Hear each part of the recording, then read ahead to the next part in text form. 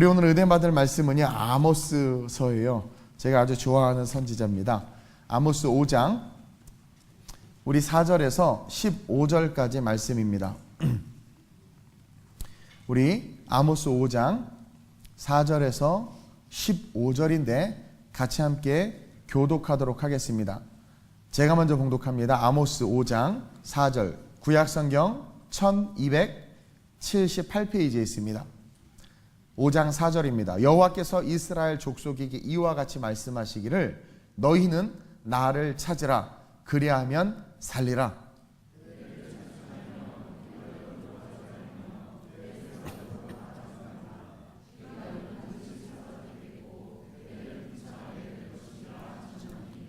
너희는 여호와를 찾으라 그리하면 살리라. 그렇지 않으면 그가 불같이 요셉의 집에 임하여 멸하시리니 베델에서 그 불들을 끌 자가 없으리라.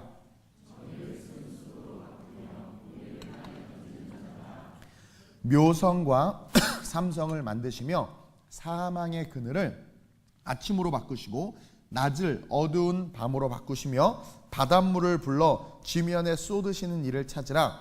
그의 이름은 여호와시니라.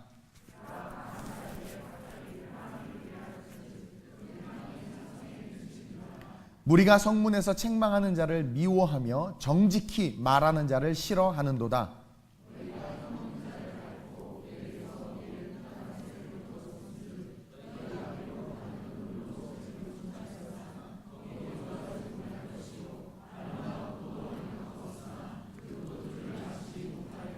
너희의 허물이 많고 죄악이 무거움을 내가 아노라. 너희는 의인을 학대하며 뇌물을 받고 성문에서 가난한 자를 억울하게 하는 자로다.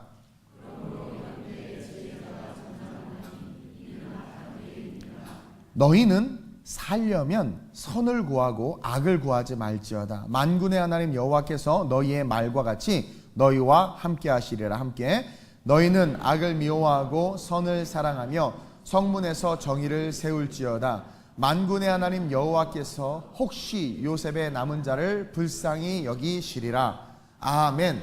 세상을 향하여 라는 제목으로 아모스 선지자의 피 끓는 설교를 가지고 같이 함께 은혜를 좀 나누려고 합니다.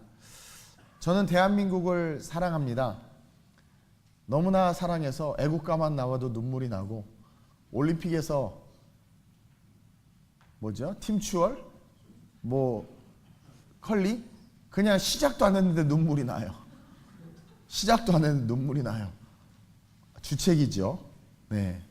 저는 대한민국을 사랑합니다. 하나님께서 저에게 주신 조국이고 이 나라에서 태어나서 주님을 섬기게 하셨고 이 나라를 열방의 복음을 전하는 도구로 사용하시기에 저는 이 대한민국을 사랑해요. 많은 나라를 가봤는데요. 좋은 나라 많죠. 근데 그래도 내가 한국에서 태어나서 그런가? 아니 그냥 대한민국이 좋아. 대한민국이 좋아요. 지금 우리 대표 기도도 하셨지만 한국은요 지금 여러 가지 위기 속에 있어요. 그것을 볼 수 있는 눈이 있는 저와 여러분들이 됐으면 좋겠습니다. 그 위기 중의 핵심은 이 대한민국의 위기 중의 핵심은 바로 우리가 교회가 하나님을 떠났다는 거예요. 북미 회담이 일어나고 진보 진영이 정권을 잡고 보수 진영이 태극기를 들고 그 다음에 국론 분열이 일어나고 이데올로기와 이념의 사상들이 다시 나타나기 때문에 이 대한민국이 위기가 아니라 이 대한민국이 위기인 것은 바로 저와 여러분이 그리고 교회가 하나님을 떠났기 때문입니다. 하나님을 떠난 나라와 사회는요 여러분 부패하고 타락하고 파멸할 수밖에 없어요. 이것은 성경을 통해서 그리고 역사를 통해서 볼 수 있습니다. 우리가 읽지 않았지만 오늘 본문 아모스 5장 1절에서 3절에 보면 자신의 나라가 망할 것을 통찰하고 있는 아모스의 모습을 볼 수 있어요. 오늘 이 선지자 아모스는 자기의 나라 북왕국 이스라엘이 남유다에 있었지만 북왕국 이스라엘이 이대로 가면 망한다. 그것을 알고 있음을 우리에게 이야기하고 있고 그 사실을 지금 백성들 앞에서 설교하고 있어요. 한번 볼까요? 5장 2절에 보니까 처녀 이스라엘이 엎드려졌으며 라고 이야기합니다. 5장 1절에 이스라엘 족속아 내가 너희에게 대하여 애가로 지은 이 말을 들으라. 설교예요 지금. 뭐라고 이야기하냐면 그 시작이 처녀 이스라엘이 엎드려졌다. 처녀 이스라엘이라고 부를 정도로 하나님은 이스라엘을 사랑했다라는 겁니다. 하나님의 유일한 백성이요 하나님의 전부였다라는 거죠. 근데 그 백성이 3절 보세요. 주 여호와께서 이같이 말씀하시되 이스라엘 중에서 1000명이 행군에 나아가던 성읍에는 100명만 남고 100명이 행군에 나아가던 성읍에는 10명만 남으리라 하셨느니라. 10분의 1. 그렇죠? 하나님을 버리고 떠난 자들이 많아지기 시작하면서 이스라엘은 엎드려질 수밖에 없었다라는 거예요. 하나님을 떠난 자, 그러니까 이스라엘이 망한 이유가 뭐냐면 왕이 누구였으니까 정치가 어땠으니까가 아니라 하나님이 떠난 자들이 많아지기 시작했다라는 거예요. 그래서 하나님을 찾는 자들은 전체 인구의 10%밖에 되지 않았다라는 거예요. 여러분 여기서의 떠남은 그냥 교회를 안 다니는 수준을 말하는 게 아니에요. 이스라엘 백성 1000에서 900명이 그냥 교회를 떠났고 예루살렘 성전에 가지 않은 것이 아니에요. 100에서 90명이 그냥 교회를 안 다니고 그냥 자기의 생활과 삶에 바빠서 인생을 살았다는 게 아닙니다. 여기서 떠났다라는 것은 하나님을 버리고 우상을 숭배하고 배교하며 정의와 공의를 버린 인생을 초이스했다라는 거예요. 여러분 어제 오늘의 이야기가 아니죠. 10년 전부터 안티 기독교인들이 이 대한민국에 급격하게 증가하기 시작했어요. 뭐 어제 오늘의 일이 아닙니다. 제가 정확히 보니까 한 10년 전부터 이게 엄청나게 증가하기 시작했던 것 같아요. 근데 문제는요, 이 안티 크리스찬들이요, 기존 뭐 타종교이거나 신앙이 없는 일반 사람들이면 뭐 이해하겠어요. 근데 이 안티 크리스찬들의 거의 90% 이상이 하나같이 다 교회를 다녔고 교회를 다니고 있는 사람들이라는 거죠. 그러면서 그들이 하는 동일한 말은 교회에서 상처 받았다. 교회가 이러면 안 되는데 어떤 이유에서인가, 그렇죠? 뭐 그런 이야기들을 하면서 언제부턴가 막 교회를 욕하기 시작하고 교회의 문제들을 굳이 안 찾아내도 되는 문제를 기어이 찾아내가지고 막 들춰내기 시작하고 그런 언론사들이 만들어지기 시작하고 목회자들과 직분자들을 욕하고 판단하고 정죄하기 시작한 거죠. 그리고 그 물결이 급격하게 증가하면서 지금은 대중매체와 언론까지 기독교와 교회, 목회자들, 크리스찬들을 싸잡아서 비난하고 욕을 하고 있어요. 어떤 이유에서였을까? 묵상하고 고민하는 가운데 오늘 본문에서 해답을 찾았습니다. 함께 7절을 읽겠습니다. 시작. 정의를 쓴 쑥으로 바꾸며 공의를 땅에 던지는 자들아. 한국 교회가 목회자들이 그리고 성도들이 안티크리스찬들이 증가하기 시작하고 이 대한민국의 위기가 오는 이유가 정치나 정권이나 권력 때문이 아니라 우리가 잘 들어야 돼요. 한국 교회와 목회자들이 성도들이 정의를 쓴 쑥, 독초를 뜻해요. 정의를 독초로 정인 줄 알고 따랐더니 그것이 옳다 가르쳐서 목사님이 말한 대로 따랐더니 교회가 이끈 대로 갔더니 그것이 쓴 쑥이었다라는 거죠. 정의를 쓴 쑥으로 독초로 바꾸며 공의를 땅에 던지고 포기하면서부터 그때부터 한국교회가 욕을 먹고 비난을 당하며 지금의 대중매체까지도 욕을 하는 상황이 오게 됐다라는 거죠. 여러분 우리 주님은 보잘것없는 이런 저와 여러분들 같은 피조물에게 욕을 먹으실 아무런 이유가 없으신 분이에요. 우리 예수님은요, 세상 사람들과 세속과 미디어와 타 종교 그리고 같이 예수님을 믿는 그러니까 먼지와도 같은 이런 인생에게 욕을 먹으실 아무런 이유가 없는 분이에요. 자기의 생명을 주시기까지 우리를 사랑하셨고 그래서 이 땅에 오셨고 어떤 종교도 말하지 못하고 하지 못하는 사랑을 가르치셨을 뿐만 아니라 그분은 실천하셨어요. 원수를 사랑하고 7번씩 70번이라도 용서하라고 말씀하시면서 우리의 머리털까지 세신바 되심으로 우리를 사랑하신다고 이야기하셨고 그것을 삶으로 살아내셨고 보여주신 분이에요. 근데 그런 주님까지도 정의와 공의를 잃어버린 저와 여러분들 때문에 욕을 먹고 생명을 전하고 생명으로 영원한 천국에 이르게 해야 하는 교회가 수많은 사람들을 사망으로, 죽음으로, 어둠으로, 죄악으로 가게 만드는 그 길을 열고 그곳으로 그런 곳으로 변질시켜 버렸다라는 거죠. 여러분, 이 대한민국에서 교회가 무너지면 대한민국이 무너져요. 그거는 역사가 증명하고 있어요. 기독교가 무너진 나라들은요, 하나같이 이슬람의 침공을 받거나 아니면 나라가 경제적 파탄이 일어나거나 독재 정권 속에 들어가거나 여러 가지 어려움들이 있어요. 이 대한민국에서 교회는 절대로 무너져서는 안 됩니다. 그래서 세상을 향하여 외치길 원해요. 여러분, 첫째로 우리는 다시 여호와를 찾아야 돼요. 그리고 세상을 향해서 여호와를 찾으라고 외쳐야 합니다. 잃어버린 여호와를 찾아야 돼요.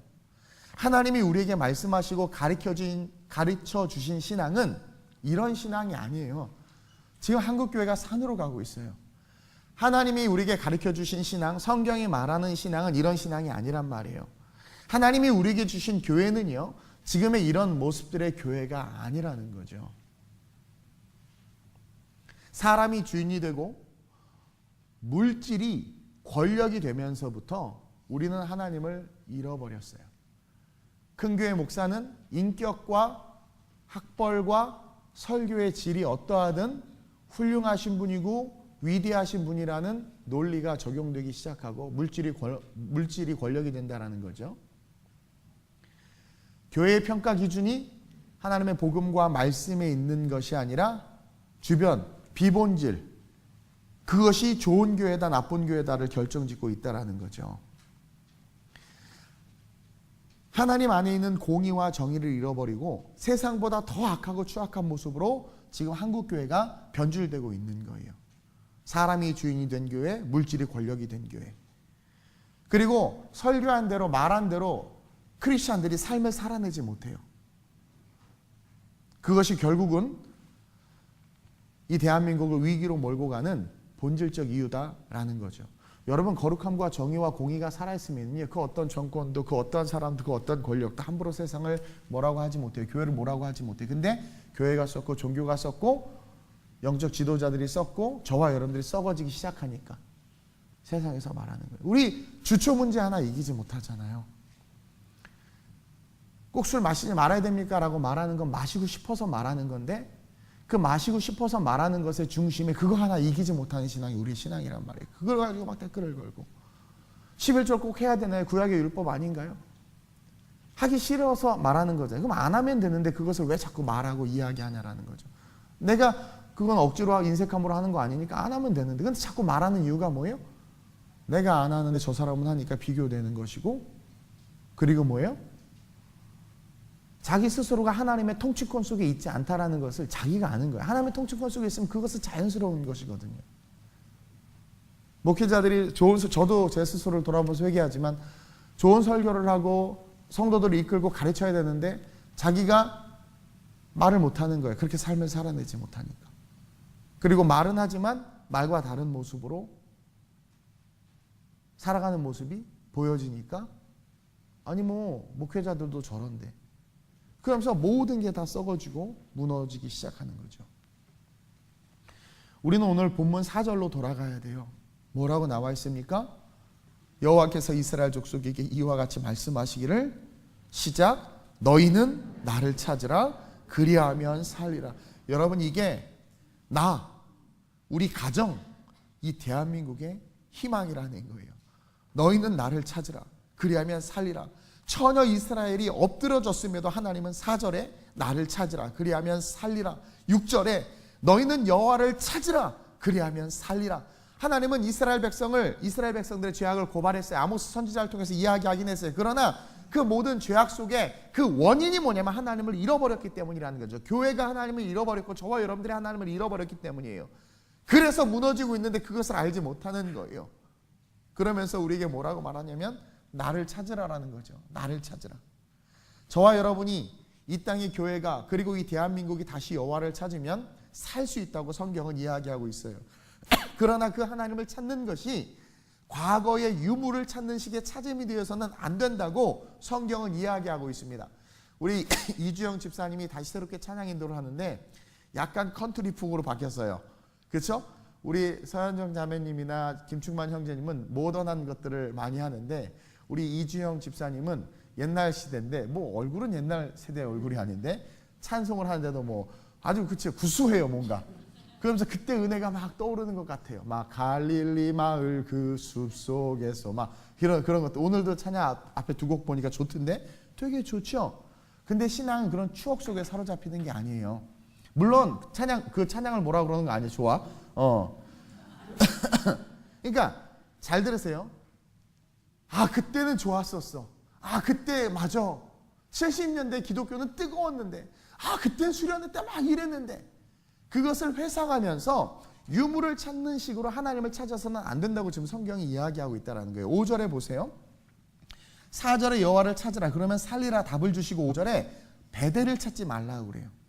길갈로 들어가지 말라고 그래요. 부엘세바로도 가지 말라고 그래요. 여러분 베델은 아브라함이 처음으로 하나님 앞에 제단을 쌓았던 곳이에요.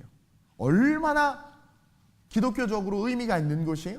길갈은 여러분들 길갈은 여러 가지 사건 속에 다 등장하는데 가장 임팩트 있는 게 뭐예요? 이스라엘 백성들이 요단강을 건너고 그렇죠? 그 강 한복판에서 돌들을 꺼내서 하나님께서 이 강을 가르셨다. 하나님을 기억하자. 12돌을 쌓은 곳이란 말이에요.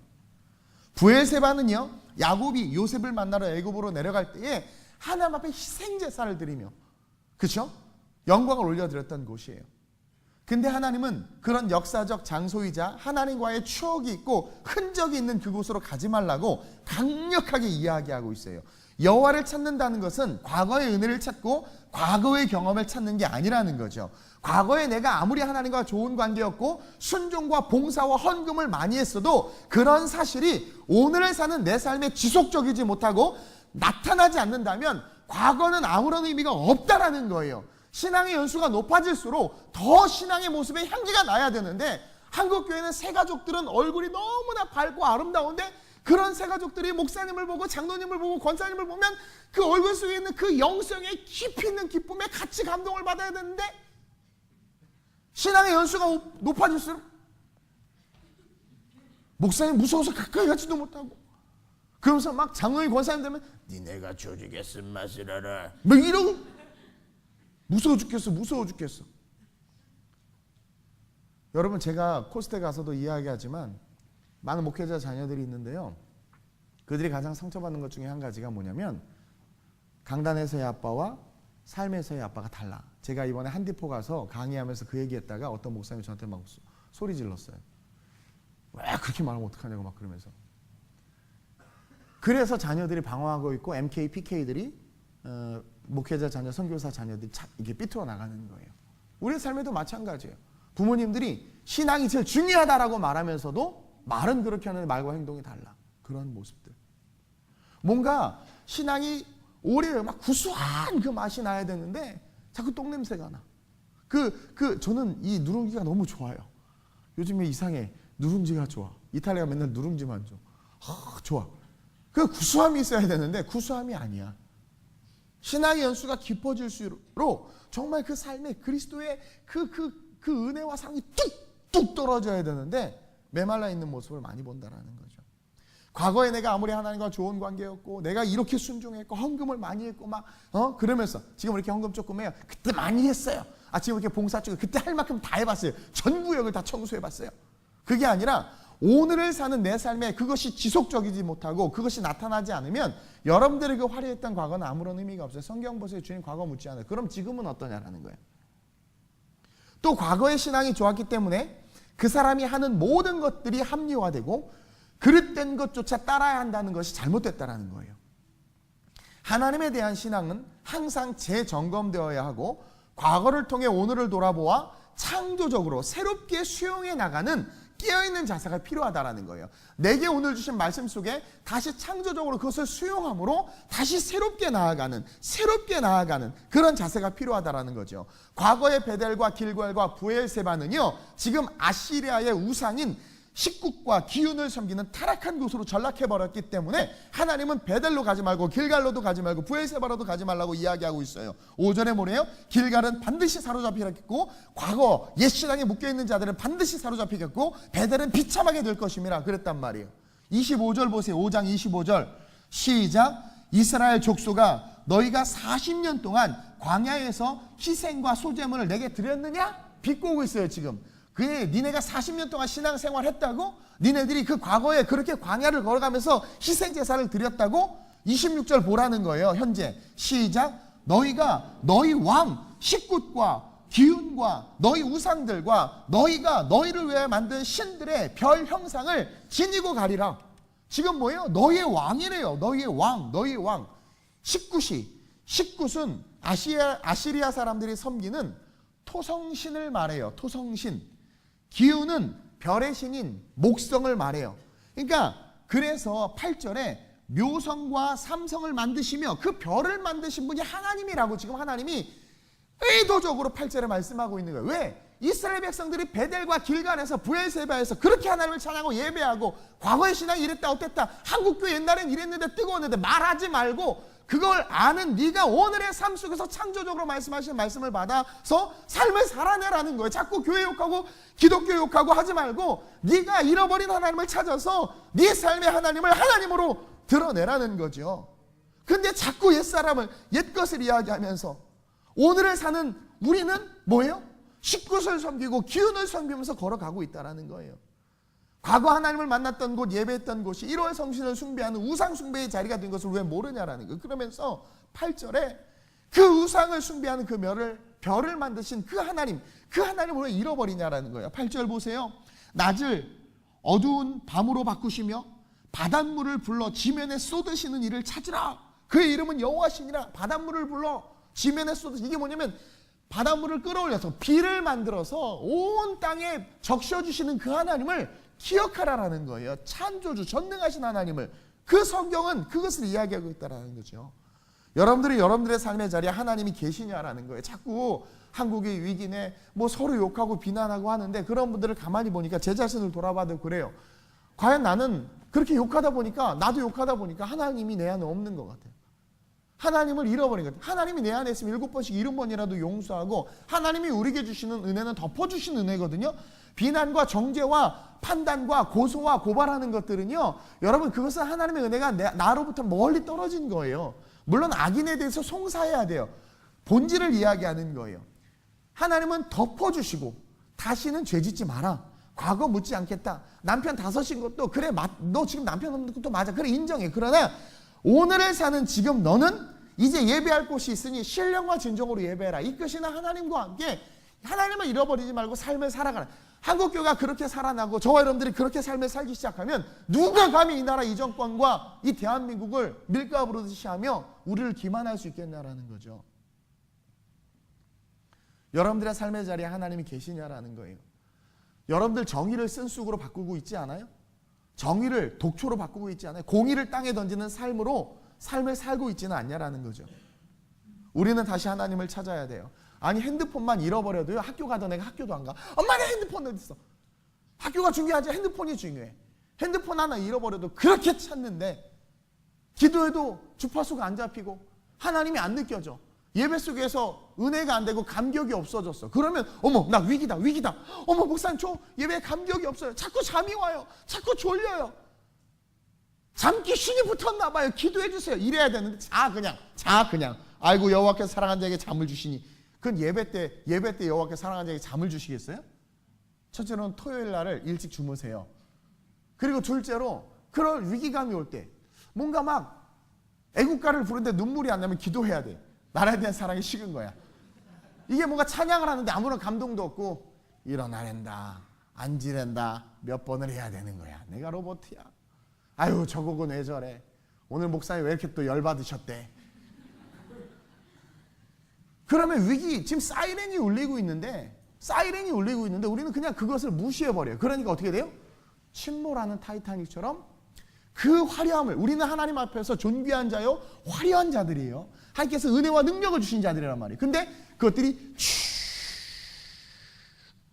침몰당합니다. 침몰당하고 있는 거예요. 핸드폰만 잃어버려도 그렇게 찾고 뭐만 좀 사라져도 난리를 치는데 내 안에 하나님이 느껴지지 않는데 막 가만히 있어. 예수님 보세요. 그 십자가 지시고 막 그 머리 그 가시관이시고 홍포에 입히시고 막 그 옆구리에 창을 맞으시고 막 그런데도 아무런 찍소리도 안 하셔. 근데 갑자기 이러고 계시다가 놀래시는. 그러면서 엘레리 라마 사박다니 하나님 어찌 나를 버리십니까? 갑자기 절규하세요. 우리 주님이 아무렇지도 않게 있다. 왜? 제가 여러 번 이야기했죠. 신학적으로 그 순간 하나님이요 예수님과 관계를 확 끊어버리신 거예요. 완전한 단절 하나님과. 그러니까 하나님과 커넥팅 되어 있을 땐 예수님은 어떤 고통도 괜찮아요. 정말 하나님과 커넥팅 되어 있고 하나님을 잃어버리지 않고 찾고 있는 주의 종들과 성도들은요 그 어디나 하늘나라고 고난과 시련 여건 견뎌내요. 끝까지 내게 맡겨진 듀티, 의무, 사수해내요. 바돌로메처럼 가죽이 벗겨져도 예수를 포기하지 않아요. 견뎌내요. 근데 그게 끊어지니까 어떻게 돼요? 나의 어찌하여 나를 버리시냐. 견디지를 못하는 거예요. 하나님과 연결되어 있는 사람들은요. 하나님과 함께하는 자들은요. 그게 다른 거예요. 한국교회가 하나님과 함께하면 이렇게 살 수 없어요. 하나님을 잃어버린 거죠. 근데 잃어버렸는데도 불구하고 사이렌이 울리고 있는데도 가만히 있어. 가만히 있어. 여기 처음 왔을 때 여기 그 소방 기계가 고장이 났었어요. 불이 계속 들어와 있어요. 나는 그게 너무 걱정이 계속 자다가도 막 그 꿈을 꿨었어. 혹시 저거 어떻게 하면 어떡하지? 근데 계속 오래 고장 나 있으니까 이제 익숙해진 거야. 익숙해진 거야. 나도 한참 있다 보니까 그냥 괜찮다고 하니까 괜찮은가 보다 있어. 근데 분명히 소방 점검이 나오면 문제가 있네요. 걸린 거야. 이거 만약에 불이 나거나 하면 문제가 생기는 거예요. 근데 당장 불이 안 나니까 아무렇지도 않으니까 주님 다시 오시지 않으니까 그 괜찮은 줄 알고 있다 보니까 경각심이 사라지는 거죠. 아 지금 다 고쳤어요? 우리 유도희 선생님 퍼펙트 다 고쳐놨어요? 근데 그것처럼 망가진 거에 대해서 딱 사이렌이 울릴 때 알고 깨닫고 돌이켜야 되는데 그러질 못한 거죠. 하나님은 그러라고 수많은 선지자를 주셨고 교회와 강단을 주셨는데도 그런 메시지가 외쳐지지도 못할 뿐만 아니라 외쳐져도 내 게 아니야. 개인주의, 이성주의, 합리주의 이런 것들이 우리 하나님을 잃어버리게 만들고 있다는 거죠. 내 안에 뜨거운 감동, 그 사랑, 주님으로 말미암았던 막 그 헌신과 섬김, 그죠? 가난해도 여러분 그럴 때 그때 그 시절이 있지 않았어요? 막 그냥 감사하고, 그렇죠? 그냥 원수들이 나를 막 모함하고 뭐 그래도 괜찮아. 하나님이 다 하셔. 하나님께서 그들의 머리 위에 숯불을 쌓아 두실 거야. 괜찮아. 난 지금 내가 해야 될 이것에 집중해서 갈 거야. 막 그런 게 전혀 없어. 근데 옛날엔 그랬잖아요. 그리고 그런 것들이 없어졌는데 찾으려고 하지 않아.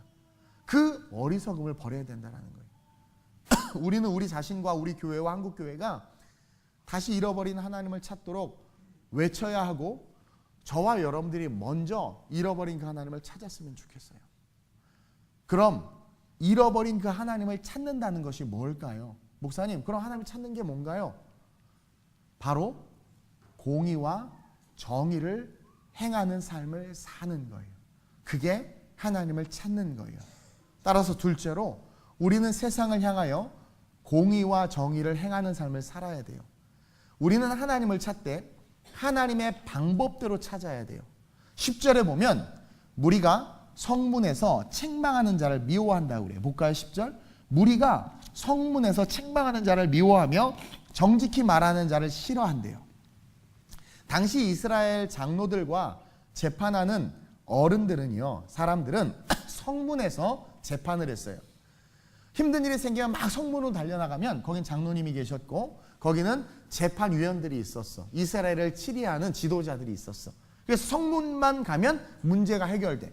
거기서는 항상 공의와 진리를 이야기하게 돼 있어요. 공의와 진리를 이야기하게 돼 있어요. 근데 무리가 성문에서 책망하는 자를 미워한대. 성문에서 올바른 말을 하고 공의와 진리를 이야기하는데 이스라엘 백성들이 그들을 미워해. 정직히 말하는 자를 10절에 뭐래요? 싫어한대. 오늘날 정직히 어떤 목사님이 페북에 동성애 관련해서 올바른 말을 자꾸 하니까 안티들이 페이스북에 신고를 해서 페이스북 계정이 정지됐대. 요즘에 인권 정말 웃긴 거 알죠? 어제 또 뉴스를 보니까 한 교사가 학생이 하도 말을 안 들어서 청소를 시켰대. 그랬더니 엄마가 와서 교사 얼굴에 물을 뿌렸대. 아니 여러분 잘 들으세요? 학생의 인권만 있나요? 교사는 인권 없어요? 세상이 이상하게 돌아가. 이상하게 왜 동성애자들과 소수 인권만 강조하는 줄 아세요? 니네 기득권층들, 니네 그동안 누렸잖아. 누렸으니까 니네는 인권 필요 없어. 근데 이것 자체가 모순 아니에요? 그러면서 자꾸 엉뚱한데, 근데 그것에 대해서 아무 말 못해. 왜? 기독교가 공의와 정의를 잃어버렸거든. 그러니까 기독교가 뭐만 하면 다 욕해. 태극기 들어? 그래, 두 부류 있어요. 그거 드는 거. 저도 알아요. 근데 든다고 다 욕해. 이번에 언론에서 3.1절 날 박근혜하고 관련 없이 그냥 태극기를 들었는데 그거는 방송을 하나도 보도를 안 했대. 너무 뭔가 세상이 편파되고 있어. 우리가 공의와 정의를 잃어버리니까 세상이 그렇게 우리를 무시하는 거예요. 청문회에서 책망하는 자를 미워한다고 해요. 싫어하는, 정직히 말하고 공의를 말하는 것을, 옳은 것은 옳다 말하고 그른 것은 그르다 하는 것들을 지금 세상이 싫어해요. 정말 그래요. 좋은 글 뭐 하고 하면 막 그 네이버 계정 사라지고 페이스북 사라지고 그리고 막 댓글 막 달리면서 뭐 잘 안 되고 막 이런 일들이 진짜 일어나고 있어요. 왜인가 가만히 봤더니 왜 옳은 것은 옳고 그른 것은 그르다 말하는 것을 싫어하나 가만히 봤더니 9절에 그들이 강한 자들이고 강한 자가 되고 싶고 그것을 사모하기 때문이라고 이야기하고 있어요. 한번 볼까요? 9절 시작. 그가 강한 자에게 갑자기 패망이 이르게 하신즉 그 패망이 산성에 미치느니라 하면서 10절을 이야기하고 있어요. 자, 지금 10절에 책망하는 자를 미워하는 자들이 누구냐면 9절에 말하는 강한 자들이에요. 이 강한 자들이라는 뜻을 원어를 보면 욕망을 가진 자라는 뜻으로 나와요. 욕망을 가진 자. 여러분, 욕망을 가진 자가 진짜 강한 자. 욕망이 있어봐야 막 그걸로 막 파이어 막. 그렇죠? 이 욕망을 가진 자들, 그 욕망을 이루려고 하다 보니까 불법을 행해야 되고 공의와 정의를 버려야 돼. 근데 성문에 갔더니 진리가 선포되는 거야. 듣기 싫은 거죠. 그러니까 미워해. 왜? 내 욕망을 이루려면 그게 없어져야 되는 거야. 그러니까 타락시키는 거죠. 세상과 물질의 욕망을 가진 자들이 진리와 정의와 공의를 좋아하겠어요? 자기 좋은 대로 판결을 굽게 하고 자기 유익과 이익대로 세습하고 교회를 막 이단에 팔고 오직 돈과 물질과 욕망이 중심이 돼서 사람들을 마구잡이로 흔드는 자들, 이런 자들이 9절에서 말하는 강한 자들이에요. 그 강한 자들을 어떻게 한대요? 갑자기 패망에 이르게 한대요. 미투 운동이 여기저기서 일어나고 있는데 그런 피해자들이 왜 생겨요? 욕망을 가진 자들이 때문이죠. 교회를 왜 세습해요? 자기의 사유물인 줄 아는 거죠. 그렇죠? 목회자의 본질을 잃어버리고 성도로서의 삶을 잃어버리는 게 왜 그래요? 욕망 때문에 그러는 거예요. 근데 그런 자들에게 갑자기 패망이 이르게 한다고 하고 있어요. 우상을 숭배하며 세상을 쫓고 세상에 취해서 세상에서 강한 자들에게 욕망이 있는 자들이, 여러분 기억하세요? 갑자기 패망에 이르게 하신다고. 저는 이 말씀을 읽으면서 유럽이 생각이 났어요. 그리고 오늘 본문 이스라엘 역시 얼마 안 가서 아시리아에 의해서 멸망당하고 맙니다. 사실 이 북왕국 이스라엘은요, 아모스의 중보로 2번이나 멸망해서 건짐을 받았어요. 그러니까 우리 가정이 망할 뻔했고 우리 교회가 망할 뻔했고 이 대한민국이 망할 뻔했고 이스라엘이 망할 뻔했는데 아모스가 중보했단 말이에요. 그 중보로 2번의 위기를 넘겼어. 근데 그리고 피 끓는 설교를 아모스가 했어요. 근데 백성이 듣지 않았어. 그래도 어떤 일이 일어나 시간이 없어서 다 못 보지만 아모스가 중보를 안 해. 여러분, 중보기도 받는 걸 우습게 여기지 마세요. 중보기도 받는 건 대단한 축복이에요. 아모스가 중보를 딱 멈추자 이스라엘 백성이 아시리아에 그냥 짓밟혀버려요. 선지자의 외침에도 지도자들이 돌아오지 않았기 때문에 결국은 용서하실 수 없는 하나님의 그 아픈 마음이 드러나 있는 게 이 아모스라는 거죠. 제가 목회자들 한 목사님 160명, 170명 있는 방에 들어가 있어요. 카톡방에. 거기서도 정치적 이념 때문에 싸우는 모습들을 보고, 그리고 같은 목사인데 그 정치적 이념이 성경의 말씀보다 위에 있다는 걸 보고 제가 좀 충격을 받았어요. 이게 지금 우리의 현실이라는 거죠. 우리는 세상을 향해서 공의와 정의를 외치고 말해야 돼요. 그리고 그 삶을 살아가야 돼요. 10절에 보듯이 우리는 책망하는 자들의 소리를 들어야 되고 11절에서 우리는 힘없는 자들을 돕고 부당한 것에 대해서 외치며 우리의 삶의 모든 부당함들을 소멸시켜야 돼. 12절의 말씀처럼 뇌물을 멀리해야 되고 의인들을 존중해야 되고 따라야 하고 가난한 자들과 함께 하는 삶을 살아야 돼요. 그것이 정의와 공의를 위한 삶임을 11절부터 하나님께서 13절, 12절까지 보여주고 있어요. 자, 잃어버린 하나님을 찾으라고 그랬어요. 그럼 목사님, 잃어버린 하나님을 어떻게 찾나요? 주여 주여 하면 되나요? 제가 말하는 것은 지금 실천적인 삶에 대한 삶의 신앙을 이야기하고 있는 거예요. 잃어버린 하나님을 찾는 방법은 11절에 힘없는 자와 함께하는 거예요. 왜? 지금 힘없는 자들이 짓밟히고 있어요. 어떤 자들에 의해서? 욕망의 사람들에 의해서. 그렇죠? 미래 부당한 세를 거두었어요. 우리는 그러면 안 돼요. 정직해야 돼요. 그렇죠? 그리고 허물이 많고 죄악이 무거움을 내가 아노라. 허물과 죄악을 벗어버려야 돼요. 의인들을 학대했는데 의인들을 학대하는 것이 아니라 의인들을 존중하고 따라야 돼요. 뇌물을 받았는데 뇌물을 받지 말아야 돼요. 가난한 자들을 억울하게 했는데 아니요, 가난한 자들을 돌봐주고 품어야 된다는 거죠. 이런 삶을 사는 교회와 사람들을 감히 누가, 어떤 정치인이, 어떤 세상이 누가 뭐라고 그래요. 14절과 15절 한번 읽어보겠습니다. 시작. 너희는 살려면 선을 구하고 악을 구하지 말지어다. 만군의 하나님 여호와께서 너희의 말과 같이 너희와 함께 하시리라. 너희는 악을 미워하고 선을 사랑하며 성문에서 정의를 세울지어다. 만군의 하나님 여호와께서 혹시 요셉의 남은 자를 불쌍히 여기시리라. 아멘. 살려면 선을 구하고 악을 구하지 말라. 만군의 하나님 여호와께서 우리에게 말씀하신 것을 지켜 행하는, 그것이 잃어버린 여호와를 찾는 것이고, 그것이 공의와 정의를 행하는 것임을 저 여러분들이 깨달아야 돼요. 따라서 우리는 마지막으로 침묵하지 말아야 합니다. 세상을 향해서. 13절 한번 보겠습니다. 같이 한번 읽겠습니다. 시작. 그러므로 이런 때에 지혜자가 잠잠하나니 이는 악한 때임이니라. 여러분, 지혜자가 잠잠하나니, 이게 뭐예요? 불의에 대해서 침묵하고 있는 거예요. 저는 지금 여러분들에게 촛불을 들라고, 태극기를 들라고 말하는 거 아니에요. 그거 하나님께서 기뻐하는 방법 아니에요. 우리는 크리스찬이기 때문에 우리가 프라이머리티를 두고 세상과 이 다음 세대 아이들을 위해서 우리가 살아내야 하는 삶은 공의와 정의를 우리 한 사람 한 사람의 삶에서 그것을 지켜나가는 거예요. 한국 교회가 그것을 지키는, 그러면 돼요. 그러면 된단 말이에요. 불의에 항거하지 않고 침묵하는 시대가 지금 오늘의 이 시대예요. 그리고 오늘에 하는 이런 데모와 이런 것들은 여러분 다 특별한 이익을 위해서야. 그거 아세요? 보수가 하면 잘할 것 같았더니 안 되고, 진보가 하면 잘할 것 같아도 또 안 되고, 여러분 누가 해도 안 돼요. 거기에 여러분 소망을 둬서는 안 돼요. 문제는 지금 이 나라 이 민족의 지혜자들이 뭐 하고 있어요? 침묵하고 있다는 거예요. 여러분 예수에 대해서, 복음에 대해서 전하고 계세요? 전도하고 계시냐라는, 같이 교회 가자라고 혹시 이야기하세요? 기독교에 대해서 좀 안 좋은 이야기를 하면 여러분들 그거에 대해서 정말 사명감을 가지고 변증하세요? 아니면 같이 욕을 하세요? 여러분, 촛불하고 태극기에는 답이 없어요. 그건 나중 문제예요. 답은 하나님에게 있어요. 저는 시편 146편을 아주 좋아합니다.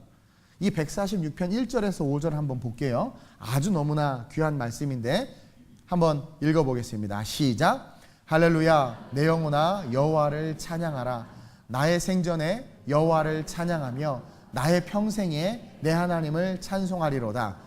귀인들을 의지하지 말며 도림이 없는 인생도 의지하지 말지니 그의 호흡이 끊어지면 흙으로 돌아가서 그날에 그의 생각이 소멸하리로다. 야곱의 하나님을 자기의 도움으로 삼으며 여호와 자기 하나님에게 자기의 소망을 두는 자는 복이 있도다. 어떤 사람은 그래요. 이번 통일될 것 같아. 김정은이 좀 달라진 것 같아. 여러분, 그냥 그거 믿지도 말고 생각도 하지 마세요. 그때그때 달라요. 사람은 다 달라요.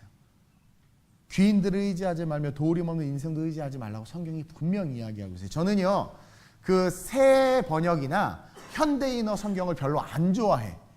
그걸 읽다 보면 성경이 좀 권위가 떨어지는 것 같아. 그냥 그랬습니다, 그랬니, 막 이렇게 현대어 성경 보면, 물론 그것이 어려운 이 한문으로 번역해서 이렇게 된 성경을 쉽게 이해하게 하는 데는 도움이 돼요. 그래서 그거는 세컨더리 북이지, 메인 성경은 저는 그다지 바람직하다고 생각하지는 않아요. 근데요, 오늘 이 본문은 한번 읽어봤으면 좋겠어. 이 3절부터 5절이 중요한데, 이 3절부터 5절을 현대인어 성경으로 한번 보겠습니다. 자, 한번 그대로 그것을 이제 현대어로 번역해 놓은 거예요. 시작. 권력 있는 사람을 의지하지 말며 도림 없는 인간을, 여러분 잘 들으세요. 이 말씀을 하나님이 왜 하냐면 권력 있는 사람을 의지하고 힘 없는 사람, 도림 없는 인간을 의지하기 시작한다라는 것은 하나님을 잃어버렸다라는 거예요. 저를 아는 분이에요. 저는 개척부터 지금까지 진짜 그 어떤 인간이라고 불리우는 사람 친구로부터 시작해서 어떤 그 누구도 의지하지 않았어요. 진짜. 정말 힘들고 어렵고 월세 못 낼 때도 집사님 저 좀 월세 좀 내주세요. 뭐 저 지금 어려운데 힘든데 좀 도와. 단 한 번도 비굴하게 말하지 않았어요. 그리고 뭐 CEO 막 이런 사람들 막 뭐 잘만 이렇게 해서 이렇게 하면 오실 것도 같아 막 이렇게 하면. 단 한 번도 저는 지문이 풍성해요. 그래서 단 한 번도 비비지를 않아서. 그리고 할 말 똑똑해 하고. 근데 왜 그러냐면은 그래서 그런지 목사님 날 어려워해. 이거 코스트 가서 그렇고 이게 나랑은 잘 얘기도 안 하고 애들은 좋아하는데 어쨌든. 근데요 그게 왜냐면 권력 있는 사람 그리고 힘 있는 사람 절대로 의지하지 않아요. 제 목회 좌우명 중에 한 가지가 뭐 내가 사람에게 좋게 하나님께 좋게. 제 개척 때 너무나 많이 개척 멤버들한테 얘기해요. 내가 사람에게 좋게 하고 그때만 하나님의 종 아니다. 배고플 때 많았고요. 저 월세 사는데 월세 6개월 밀려서 쫓겨날 뻔도 했고요. 개척해서 뭐 나름 남들이 보기에는 막 이렇게 화려해 보이지만 그래도 단 한 번도 포기하지 않았어요.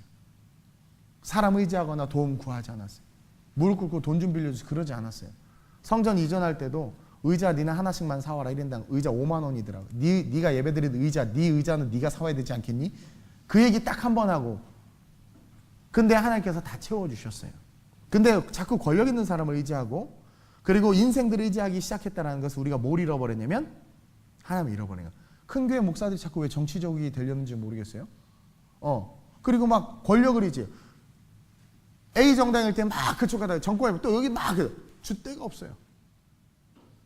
근데 오늘 말씀에 뭐래요? 권력 있는 사람을 의지하지 말며 도우림이 없는 인간을 의지하지 말래요. 계속 사람이 죽으면 흙으로 돌아가게 되는데 그날로 모든 계획이 수포로 돌아갈 것이라. 좀 와닿지 않아요? 번역되니까? 그러면서 야곱의 하나님을 의지하고 자기 하나님 여호와께 희망을 주는 복이 있대. 이거를 세 번역으로 보면 더 재밌어. 세 번역 한번 볼게요. 시작. 너희는 힘 있는 고관을 의지하지 말며 구원할 능력이 없는 사람을 의지하지 말아라. 그러니까 구원의 능력은 여호와께 있는 거예요. 계속 사람은 숨 한 번 끊어지면 흙으로 돌아가. 여러분 막 권력, 막 이런 부자, 막 재벌, 1조 자산가 비계로 입을 딱 막고 한 1분만 있어봐. 또 1조짜리가 바둥바둥 되는데요. 아무것도 아니야. 그리고 죽으면 아무 능력 없어. 쓰지도 못하고 죽을 돈 우리 교회나 다 주든가 하나님의 나라를 쓰지. 그렇죠? 그러니까 성경이 그 진리를 이야기하고 그러니까 숨 한 번 끊어지면 흙으로 돌아가니 그가 세운 모든 계획이 바로 그날로 다 사라진다라는 거예요. 여러분 저는 여러분 항상 죽음을 생각하면서 인생을 살아야 돼요. 아니 우리 실수할 수 있고 넘어질 수 있어요. 근데 중요한 거는요. 실수했고 넘어질 수 있지만 우리에게는 회개의 은혜가 있고 동시에 그 은혜 속에 우리가 추구해야 되는 삶은 뭐예요? 그의 나라와 그의 의를 위한 삶이란 말이에요. 공의와 정의를 실천하는 삶을 살아야 된단 말이에요. 그러면 사람의 숨 한 번 끊어지면 사람은 숨 한 번 끊어 흙으로 돌아가나니 그가 세운 모든 계획이 바로 그 날로 다 사라지고 만다. 야곱의 하나님을 자기의 도움으로 삼고 자기의 하나님이신 주님께 희망을 거는 사람은 복이 있다. 확 와닿지 않아요? 그리고 중요한 건 죽음 뒤에 우리가 살아가야 할 영원한 삶이 있다는 그날 부끄럽지 않았으면 좋겠어요. 여러분 사람 의지하지 마세요. 대통령 의지하지 마세요. 사업가 의지하지 마세요. 힘 있고 권력 있는 사람 의지하지 마세요. 저도 의지하지 마세요. 여러분 제가 늘 했던 말이 그냥 저 불쌍히 여겨주시고 사랑해 주세요. 사람은 믿는 게 아니라 사랑해야 되는 존재고요. 사랑하기 때문에 용서할 수 있는 거예요. 믿으면 배신감이 오죠. 믿음은 하나님을 향한 단어야. 우리는 하나님을 믿는 거예요. 근데 그분은 시건하지 않아요. 그분 우리를 배신하지 않아. 그래서 믿음이 영원한 거예요. 사람은 믿는 존재가 아니라 사랑하는 존재. 그래서 목사님이 좀 연약해도 사랑하기 때문에 감싸주는 건데 목사님을 믿었어 인간을. 내가 뭐 신이야? 인간을 믿었어. 근데 배신을 당하니까 견딜 수가 없는 거예요. 왜? 믿었기 때문에 그래. 그러니까 그때부터 균열이 오고 분쟁이 오는 거예요. 근데 사랑하면, 우리 목사님 너무 사랑해. 사랑하면 연약함이 있을 수 있어요. 근데 사랑하니까 품어지는 거예요. 자식을 믿는다고 하지만 자식이 믿음대로 되나요? 개판 5분 전까지. 그래도 어떻게 돼요? 그 용서하는 게 뭐냐면 사랑하기 때문에. 그래서 주님이요, 가늠하다 잡힌 여인이든 그 다음에 뭐예요? 수가성 우물가 여인이든 그냥 품어줬대. 왜? 사랑. 주님은 안 믿어. 주님도 안 믿어. 사람 안 믿어. 그냥 사랑해 주시는 거예요. 그럴 때 어떤 일이 일어날까요? 온 민족 갈망에 화합과 회복이 일어나는 거예요. 사랑. 싸구려. 사랑 누가 말했나? 이게 가만히 있을 때 트로트 나오는 놈은요, 그 안에 트로트 형이 가득한 거예요. 가만히 있을 때 여러분 찬송이 나오고 막 웃으시는 분들이 있는 거 보니까 나오나 본데, 나오나가 아니라 나오나 본데. 네. 여러분 사람 의지하지 마세요. 저도 그래서 그걸 훈련했어요. 하나님만 의지하는 훈련을 했어요. 저도 사람 믿었다가 상처를 많이 받아봤어요. 그래서 그때부터 사랑을. 그래서 누가 그래요. 목사님은 너무 쟤를 아끼고 사랑하고, 쟤는 거지고 쓰레기인데 왜 이렇게 사랑하세요? 여러분 사람을 믿어보고 상처 받아봤기 때문에 그렇고요. 사람을 사랑해야 되는. 그래서 계속 사랑하는 거예요. 저는 저한테 별일 다 당해봤어요. 근데 그냥 사랑은. 저도 미움이 있고 막 화가 나요. 그러나 정의와 공의를 잃어버리지 않기 위해서 기도하고 끝까지 사랑하는 거예요. 끝까지. 누가 이 사람을 욕하고 누가 이 사람을 욕해도 그 맞장구 쳐주고 같이 위로해주기도 하지만 궁극적으로 싸잡아서 다 사랑해. 그 사랑이 우리 안에 있어야 돼요. 여러분 우리가 의지할 분은 오직 한 분, 구원할 능력이 있는 하나님뿐이라는 거야. 왜 자꾸 정치적 갈등이 일어난 줄 아세요? 그 사람을 믿어서 그러는 거예요. 그 정권을 믿어서 그러는 거예요. 사랑하면 여러분 그 마음이 없으면 핑계만 보인대. 근데 마음이 있으면 길이 보인대요. 네. 마음이 없는 거야 하나님 앞에. 그러니까 자꾸 핑계, 불평만 돼. 근데 진짜 마음이 있으면 어떻게 할까? 어떻게 해낼까? 막 길이 보이는 거예요. 길이 보이는 거예요. 부모가 자식을 믿었는데 이게 원대로 되지 않으니까 막 다툼이 있고 아픔이 있어요. 어느 순간 보면 사랑을 잃어버린 거야. 근데 진짜 사랑 있으면 그래 괜찮아. 좋은 경험 한 거야. 다시 도전해봐. 이게 되거든요. 근데 어느 순간 비난과 비판과 정죄가 우리의 삶의 중심에 딱 들어앉았다는 것은 뭐예요? 하나님이 그 자리에서 사라져버린 거예요.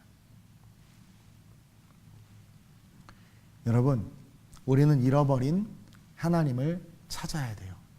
그리고 잃어버린 하나님을 찾는 것은 우리의 삶의 공의와 정의를 실천하는 거예요. 자, 우리가 신앙이 있으니까 제가 베이직은 깔고 지금 이야기하는 거예요.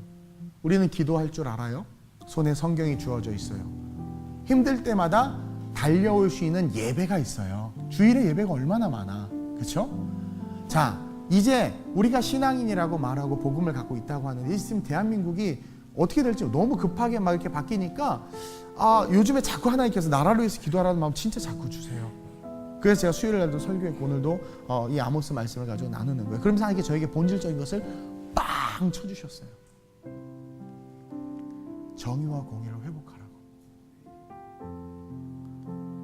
교회에 대해서 기독교에서 진절머리 내며 짜증내는 세상을 향해서 그거 못 바꿔. 캠페인으로 못 바꾸고 데모로 못 바꿔요. 마치 이슬비가 우리의 온 몸을 젖게 하듯이 아름다운 우리 교회와 저와 여러분들이 삶의 자리에서 여러분들 만날 거 아니에요. 저는요 이게 참 웃긴 게요. 이 제가 며칠 전에 경험했어요. 운전을 하는데 남북운전 요즘 대박이잖아요. 스트레스를 도로에서 다 푸나 봐. 근데요 제가 뭘 하다가 아차 해가지고 이제 잠깐 이렇게 해서 껴들려다 참았어요. 하고 이렇게 했어요. 그리고 가다가 보니까 이제 사각지대 잘 못 보고 이렇게 켰어요. 그 순간 깜빡이 켜고 막 창문 내리고 막 미안하다고 하니까 그 사람이 이제 화가 났다가 이런 인간을 처음 만나 봐요. 그러니까 씩 웃으면서 가. 근데 그 사람이 가다가 또 그런 일을 당했을 때 혹은 자기가 그랬을 때 어떻게 했을까? 아마 여러분 사람은 학습의 효과가 있어요. 자꾸 닮아. 옆에 누가 있느냐 그래서 중요한 거야. 그 사람도 그 모습으로 잠깐이지만 할 것 같다라는 마음이 오는 거예요. 그러니까 여러분들의 삶의 자리에서 계속 경비 아저씨 항상 인사하고 그럼 난 이상해요. 저 인간은 뭐 자꾸 나한테 인사를 하나? 근데 그런 따뜻함들을 경험하는 거예요. 제가 사치를 유일하게 부리는 것 중에 하나가 커피예요. 죄송해요. 미안해요. 커피를 너무 좋아해서. 그래서 그 4,100원짜리 투썸 플레이스에서 아메리카노를 자주 사 먹어. 내가 하루에 한 잔씩 꼭 사 먹는 데가 있어. 거기 가서 온갖 친절을 다 부려 내가. 너무 좋아해. 근데 그게 가식이 아니라. 그러니까 되게 좋고 나만은 막 웃어. 그러니까 삶의 자리에서 작지만 근데 뭐 난 목사입니다. 에이 그거 갖고 와봐. 이게 아니라 난 진짜 카페 가서 떠드는 분들 보면 다 교회 집사님들이야. 가만히 들어봐. 아우 그 집사 있잖아. 그거 사 짜증나 죽겠어. 회비 안 냈잖아 회비. 아우 정말 진짜 어머 할렐루야 주여 막. 아우 진짜 할렐루야 주여야 막. 기도했어요. 대한민국 카페가 다 없어져야 되나 막. 온갖 거기서 교회의 망신살이 다 삐치는 것 같아요.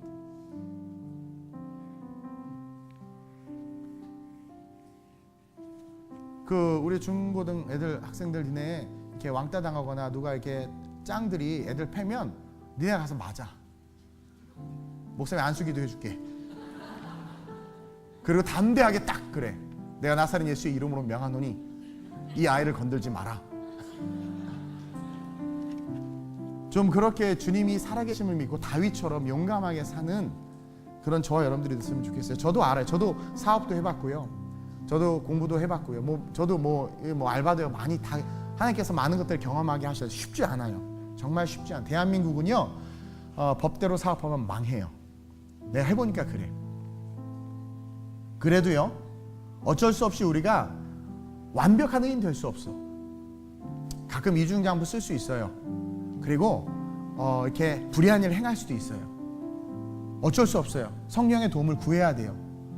완벽해질 수 없어요. 제가 여러분들이 오늘 하고 싶은 말은 뭐냐면 사람과 사람과의 관계에서의 삶이라는 거예요. 그곳에서 여러분들이 공의와 정의를 행하는 모습을 좀 보여줬으면 좋겠다는 거죠. 사랑을 드러내고 좀 약자들을 돕고 임대 아파트 산다고 구박하지. 나 임대 아파트 살아요. 여러분 임대 아파트 사는 목사를 둬서 참 삶과 조의를 표합니다. 난 깜짝 놀랐어요. 어떤 엄마가 지나가는데 야! 그거 담 넘어가지 마! 걔랑 놀지 마! 내가 내 속으로 저 사람 분명히 집사일 거야. 내가 그랬어요. 왜냐하면 요즘의 도덕성은요 세상 사람들이 더 좋아. 세상 사람이 더 좋아. 아유 저도 힐스테이 자이에서 살 수 있어요. 얼마든지. 근데 세상 사람들의 도덕적 수준은 더 높아지는데 그들보다 더 높아야 될 우리 크리스찬들은 여지없이 지금 꼬꾸라치고 있단 말이죠. 그러면서 엉뚱한 데서 답을 찾으려고 하고 있다는 거예요. 우리의 삶의 자리에서 우리 교회부터 좀 했으면 좋겠어요. 삶의 자리에서 여기서 노방 찬양하다가 민원이 들어와서 이제 찬양하지 말라고 시끄럽다고 우리가 일주일에 한 번씩 청년들이 늘 중전에서 늘 했었어요. 예, 근데 이제 그 얘기가 나오니까 내가 그래서 고민하고 있는데 어떤 애가 그러는 거예요. 목사님 그래도 이 복음을 회파하는 사탄을 대적하면서 끝까지 노래를 부르고 복음을 전해야 합니다. 막 그런 애가 있어.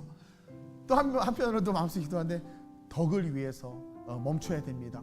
아닙니다. 복음을 해서 결국은 멈추라고 그랬어. 기독교에 어찌 보면은 그런 지극히 기독교적인 이기주의가 또 세상 가운데 복음의 빛을 무너뜨리는 것 같아. 그래서 그랬어. 야, 그냥 너 삶에 너 전도 몇 명 했니? 아무도 못했는데요. 그러면 소리만 지르지 말고 너 전도부터 해봐. 자기의 삶의 자리에선 예수 믿으세요. 주일날 교회 가자는 말도 못하면서 괜히 그냥 이상한 의로움만 불타가지고 막 무조건 회방하면 마귀 사탄이라고 막 그러고. 이게 한국교회 문제죠. 저도 오늘 이 말씀을 준비하면서 결단을 했고 여러분들도 결단을 좀 했으면 좋겠습니다. 우리 공의와 정의로 삶을 살아갑시다. 네. 사회에 유익을 주어야 할 법을 왜곡하고 지금 진리를 미워하고 법과 권력을 통해서 백성들에게 해를 끼쳤던 당시의 위정자들을 이 아모스는 신랄하게 비판했어요. 그러면서 그 이스라엘 백성들과 세상을 향해서 공의와 정의로 살라고 빛을 드러내라고 이야기했어요. 23절 볼까요? 시작. 내 노랫소리를 내 앞에서 그칠지어다. 내 비파소리도 내가 듣지 아니라. 이게 뭐냐면 예배 집어치우라는 거예요. 예배 집어치우라는 거예요. 나 니네 예배 받지 않겠다라는 거예요. 그러면서 하나님은 지금 예배보다도 뭘 더 중요시 여기느냐. 24절에 오직 정의를 물같이 공의를 마르지 않는 강같이 흐르게 하라. 이것을 한마디로 제가 정의할게요. 따라합시다. 삶의 예배. 삶의 예배로 외치는 자들이 되라는 거예요. 아니 그렇게 예배드려. 난 내가 크리스찬이지만 내가 민망해. 내가 창피해 죽겠어요. 막 주님 사랑합니다. 회개합시다. 막 해놓고 막 구국성에 이렇게만 해놓고 나서 부끄러운 그런 짓들을 하고 삶의 모습들을 드러내는 걸 보면 제가 창피해 죽겠어요. 그 예배 차라리 안 하는 게 나. 없는 게 나. 그거예요. 치워버려라. 다 필요 없다. 그러면서 오직 정의를 물같이 공의를 마르지 않은 강같이 흐르게 하라. 이게 어디를 의여져요? 하나님께서 뭐예요? 제사를 기뻐하지 않아요. 감사로 제사 드리는 자를 기뻐한다고 그랬어요. 하나님께서 뭐 배가 고파서 고기가 없어서 소 잡기를 원하는 게 아니라는 거죠. 야고보 사도가 뭐래? 행함 없는 믿음은 죽은 믿음이라는 거예요.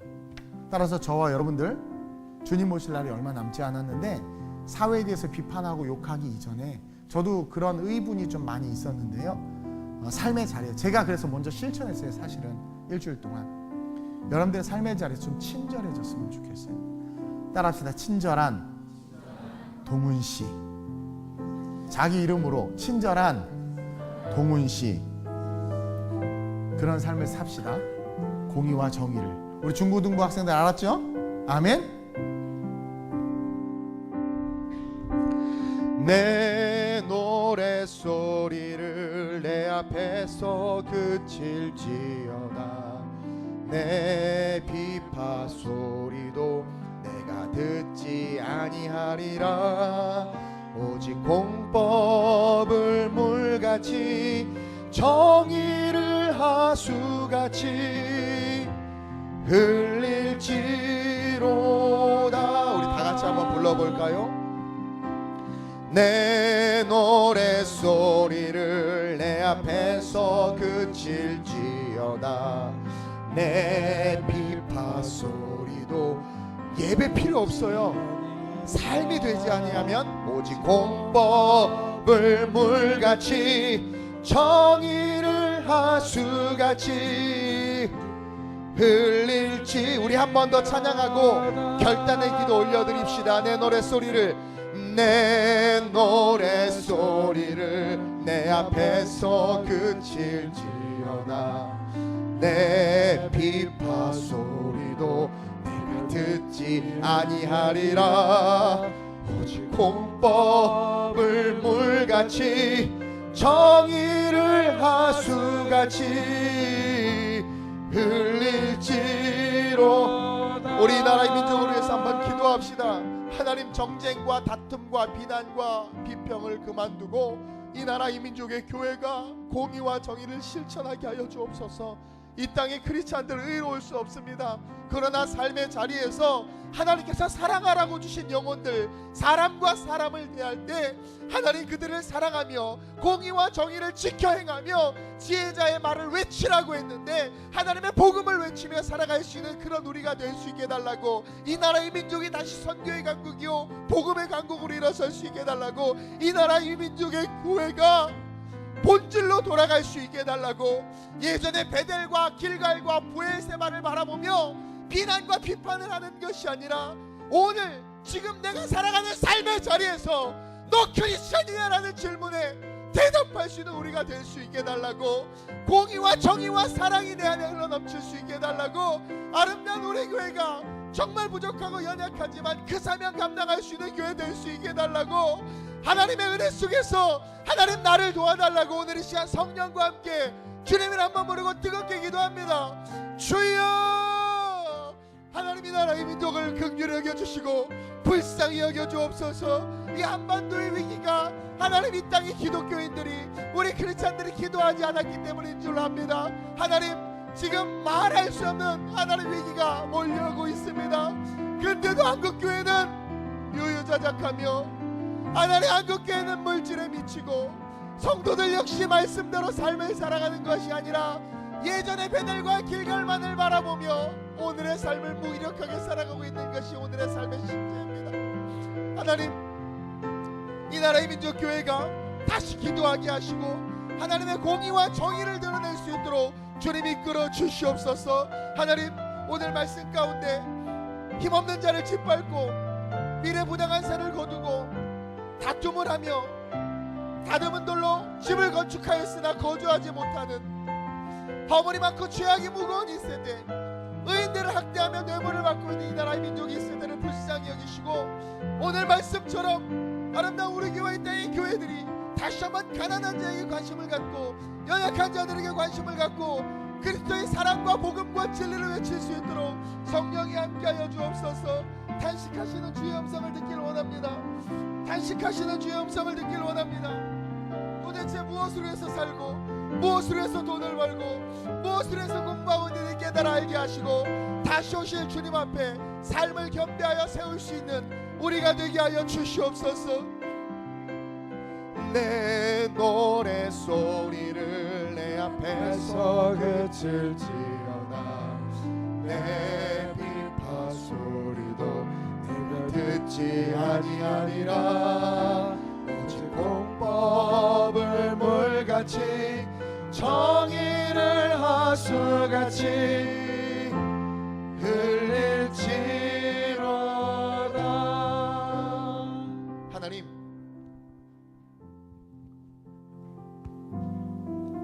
한국교회를 살려주시기를 구합니다.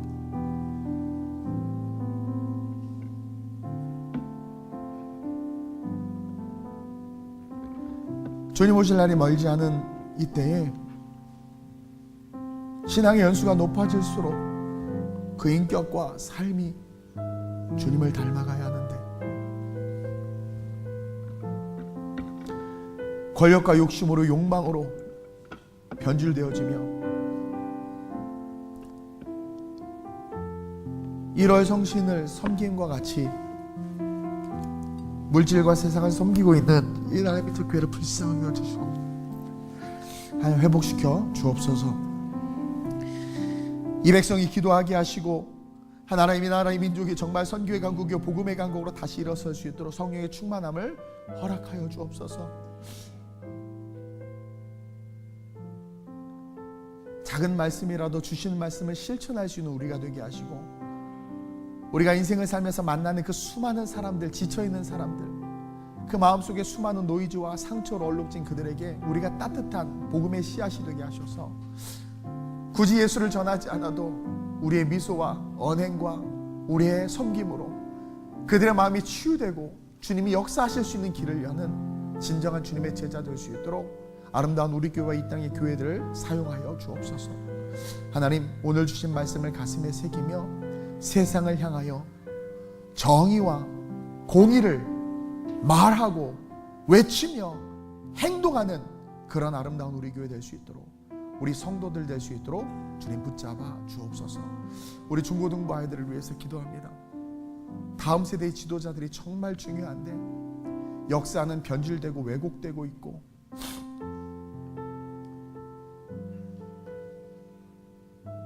잘못된 교사들은 아이들의 인생을 망치고 과다한 사랑은 아이들로 하여금 무기력하게 만드는 이 세대 속에서 우리 아름다운 우리 교회 중고등부 아이들 하나님께서 눈동자같이 주목하여 주시고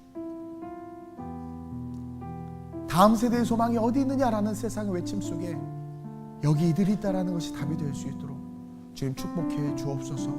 지혜와 명철로 자라게 하시고 어려서부터 그리스도를 알아 디모데와 같이 하나님 훌륭한 리더들로 이 나라의 민족을 이끌 수 있는 지도자들로 우리 중고등부 아이들이 성장할 수 있도록 우리 교회가 돌보게 하시고 성령이 돌보아 주시고 하나님 이들 서게 하여 주옵소서. 아름다운 우리 교회에 이제 새롭게 새로운 시작 새로운 부흥으로 나감에 있어서 실천적으로 공의와 정의를 행할 수 있도록 주님 붙잡아 주시고 이것이 우리의 삶의 중심에 뿌리 박혀 터가 자라 하나님의 영광에 장성한 분량에 이룰 수 있도록 주님 인도하여 주옵시며 오늘 주신 말씀 가운데 회개하고 돌이키게 하셔서 우리의 삶이 다시 한번 여호와를 찾는 삶으로 변화되어 가정에는 평안이, 육체에는 강건함이, 우리의 삶의 미래에는 형통함이 있을 수 있도록 인도해 주옵소서. 감사함을 드리며 예수님의 이름으로 축복하며 기도드립니다. 아멘.